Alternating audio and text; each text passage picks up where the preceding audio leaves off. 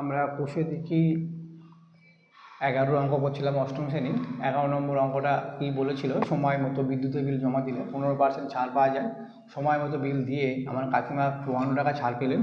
বিদ্যুৎ বিলের পরিমাণ কত ছিল হিসাব করি। অঙ্কটা কীভাবে করতে হবে, বিদ্যুৎ বিলের পরিমাণ মানে বিদ্যুৎ বিলের ছাড় আর বিদ্যুৎ বিলের পরিমাণ।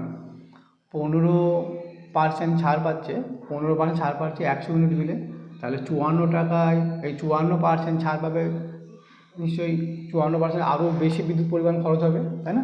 আমরা জানি যে যদি দুটোই বাড়ে সরল সম্পর্ক, দুটোই কমে সরল সম্পর্ক। এখানে দেখতে পাচ্ছি বিদ্যুৎ বিলের পরিমাণ এবং ছাড়ের পরিমাণের মধ্যে সরল সমানুপাতিক রয়েছে।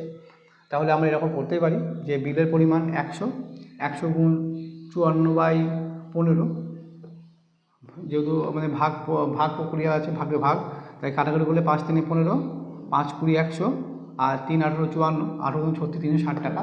এটা আমাদের উত্তর।